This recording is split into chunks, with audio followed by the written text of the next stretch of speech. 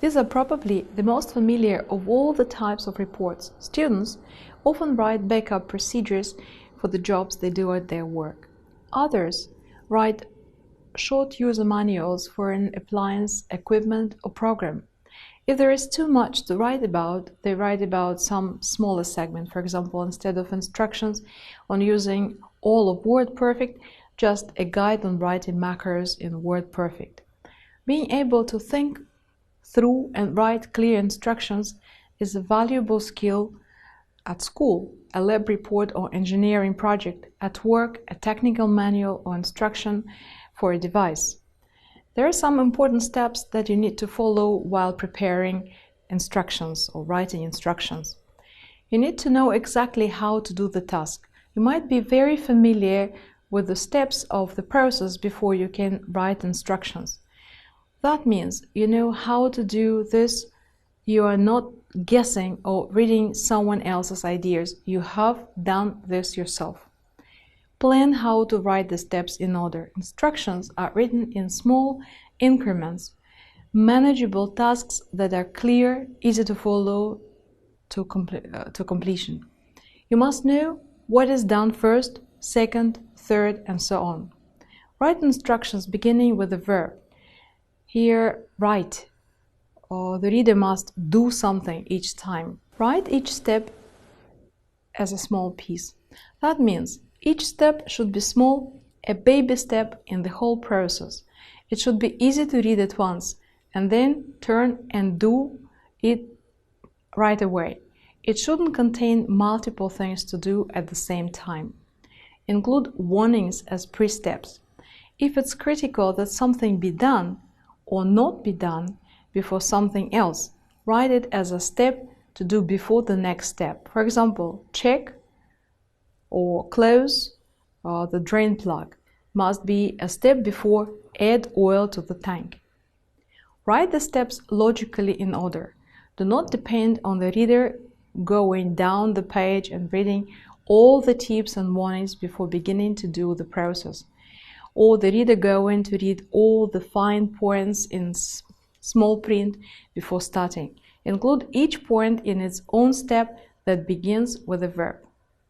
Review and edit your instructions carefully. Make sure your writing is complete and correct. Express steps in the positive. It's much preferable to say do something rather than don't do something. For example, instead of saying don't forget the salt, write add salt when the eggs boil. Avoid expressing opinions, preferences, or choices. Instructions are not about what might happen, what someone could choose, or what you personally prefer. Instructions are factual statements that give an action to perform. Options can be explained in another section of the document. Minor choices can be stated with or statement. For example, you can write add chili, tobacco sauce, or pepper flakes, but you might not want to make it too spicy. Is not an instruction. Know how to begin the process. This may include gathering needed materials or supplies or laying out a work area. You must explain this first. Know what the end result looks like or does.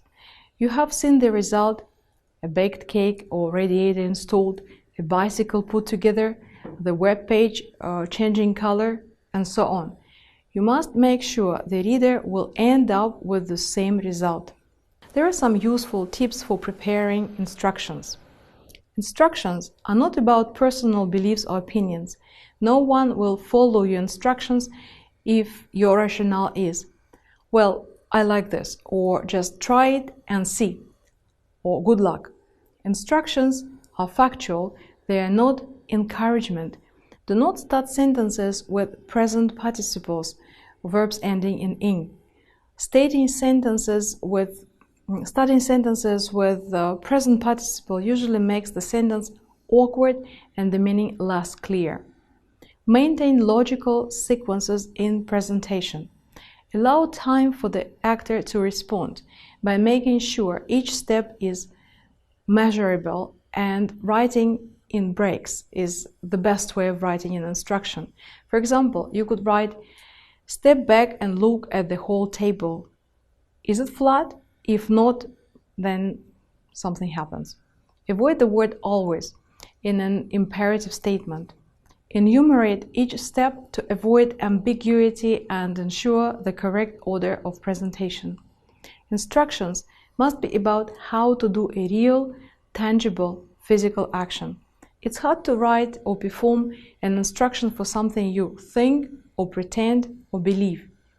Use the imperative form. For technical, scientific, engineering, or other mechanical process, try to have an image for each step. This could be a photo, drawing, or sketch. Make sure it's large enough to see exactly what's happening without fingers or tools being in the way.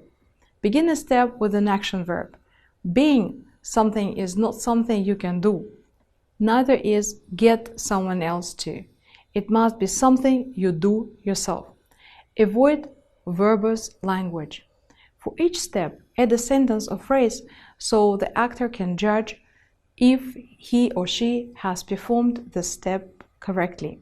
For example, look for the screw on the bottom side of the shelf, or notice the icon has now turned red. Include only 1 or 2 sentences in each step. Each step must be done in a single motion or thought process. Instructions are not prohibitions. They tell you how to do something you want to do, not what is prohibited. Instructions can be considered legal documents. People follow them and trust they will not be harmed or killed. Write any dangerous clearly at the top, especially for chemicals, machinery, biological hazards, or environmental hazards.